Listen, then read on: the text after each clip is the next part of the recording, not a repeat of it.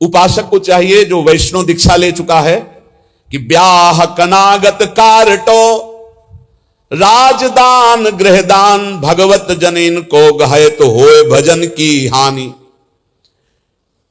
ब्याह शादियों में भोजन नहीं पाना चाहिए।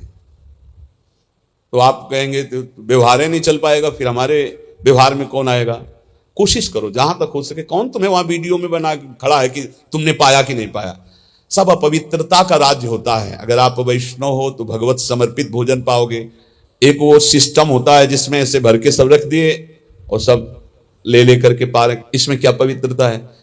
आप मतलब ऐसा तो है कि एक बार लेकर के फिर आप ले सकते हैं, कोई भी ले सकता है, देने वाला कोई नहीं, अपने आप से उठाओ और खाओ। वाह, तो सब अपवित्र हो गया कि नहीं हो गया? उसी जूठे हाथ से आप लिए, उसी जूठे हाथ से वो लिए, उसे कहां वैष्णव सिद्धांत रह गया? पहले गांव में तो ऐसे पवाया जाता था, सबके पैर धुले जाते थे, पट्टी बिछाई जाती थी, बैठाला गया, सुंदर पत्ते के वो पत्तल दोने और फिर रज के कुल्हड़ आदि पात्रों में बढ़िया और परोस करके फिर जय जयकार हो, गांव में भी जयकारा लगता था। और फिर ऐसे और जो पूज्य जन होते थे उनको भेंट देकर पैर छू, ऐसे सम्मान। अब ये जूता पहने सब पवित्र भोजन, तो इसलिए मना कर रहे हैं ब्याह का भोजन नहीं लेना चाहिए। विरक्त को तो बिल्कुल नहीं लेना चाहिए। गृहस्थी में अपना देख लो, काम चला लो। उस दिन पेट दर्द कर रहा है ऐसा कह दो, नहीं अपना बोल दे कि भाई आज हमारा पेट खराब है, उल्टी जैसा लग रहा है, अगर इतना भी पाया तो उल्टी हो जाएगी, अगर आप चाहो तो नींबू पानी ले सकते हैं। ऐसे काम चलाना चाहिए। अपनी वैष्णवता पवित्र, अब उन्हीं में लोग मदिरा दिरा प्रिय उसी से ले रहे हैं, उसी से आप लोगे जूठा, कैसे भजन बनेगा? और दूसरा कह रहे हैं कनागत, पितरों का जो पक्ष आता है उसमें जो भिक्षान पितर श्राद्ध कान ये निषेध किया गया। ये नहीं, वैसे ब्रजवासी जन देते भी नहीं, मना कर देते बाबा हमारे यहाँ श्राद्ध है, और वैसे लेना भी नहीं चाहिए, नहीं तो भजन का नाश होता है। ब्याह का भोजन नहीं लेना चाहिए, कनागत पितर श्राद्ध का भोजन नहीं लेना चाहिए। और कारटो वो जो तेरही जो शरीर छूटने के बाद वो भंडारा होता है वो वैष्णव जनों को नहीं पाना चाहिए। अब अपने घर में है तो बात अलग है, लेकिन निमंत्रण का नहीं पाना चाहिए। और विरक्त को तो पाना ही नहीं चाहिए। ब्याह का नहीं पाना चाहिए, पितृ श्राद्ध का नहीं पाना चाहिए। और कारटो कहते तेरही, जो 13 वहां शरीर पूरा होने के बाद वो नहीं पाना चाहिए। और कह रहे हैं राजदान, राजा का भोजन नहीं पाना चाहिए। बड़े राज पदों पर विराजमान उनका प्रतिग्रह नहीं लेना चाहिए। और यहां प्राय हम प्रार्थना करते हैं अपने जनों से कि कभी ऐसा न स्वीकार किया जाए। जो साधारण नौकरी करते हैं, किसान हैं, वो 150 रुपया दे दे तो ले ले, उससे नमक दाल रोटी खाओगे तो भजन बढ़ेगा। और जो ऊंची गड्डी के चक्कर में पड़ोगे तो फिर भाव बिगड़ जाएगा, भजन नहीं होगा। राजअन्न निषेध किया गया है।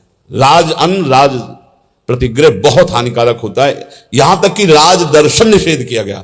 जब महाप्रभु चैतन्य देव से कहा गया कि जगन्नाथपुरी के परम महाभागवत राजा रुद्र प्रताप जी आपके दर्शन करना चाहते हैं, तो उन्होंने कहा हाँ यही करोगे ना, हमारा सन्यास धर्म नष्ट करोगे, अब राज दर्शन हम करें। यहां तक कि वो राजवेश से छुप करके और गोपी गीत कंठस्थ करके जब महाप्रभु को दूर से सुना तो कहा कौन महाभागवत अमृत रस बरसा रहा है? महाप्रभु ने आलिंगन किया। राज दर्शन, राज अन्न, राज प्रतिग्रह, ये इसलिए कि इससे बुद्धि भ्रष्ट हो जाती है, भजन में रुचि नहीं होती। और आगे कह रहे गृहदान, ग्रहों का दान। एक हम गृहस्थ को देखा, जब उनके लड़का बच्चा बीमार होते थे तो खीर हलवा और भेंट उसको गोद में लाते और ऐसे सामने उतारते, कहते ले बाबा। एक बार गुरुजी से पूछा कि भिक्षा में जैसे, अरे बोले ले मत लेना उसमें, नहीं कभी ऐसे। देखो लोग संत महात्माओं को क्या समझते हैं, ऐसे पवाया जाता है जैसे अपने पुत्र को पवाओ। तो किस भाव से पवाते हो? बस पुत्र ने पा लिया यही सौभाग्य, संत ने पा लिया सारे अमंगल नष्ट हो गए। इसीलिए बहुत संभल के खान पान करना, जैसे कोई बीमार है उतार के और ऐसे, या ग्रह नक्षत्रों का दान, बोले होए भजन की हानि पक्का। ब्याह का, श्राद्ध का, पितृपक्ष का, एकादश श्राद्ध का, 13वीं का, राजन्न का और ग्रहों का दान, भगवत जन इनको गाए तो होए भजन के हानि पक्का, भजन नाश हो।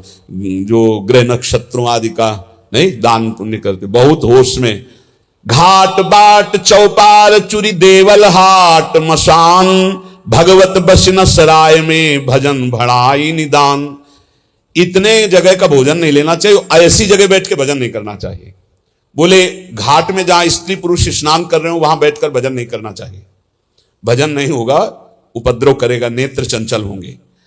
जहां स्त्री पुरुष की भीड़ लगी हो, लोग स्नान करते हो, ऐसे स्थानों पे उपासक को नहीं बैठना चाहिए, भजन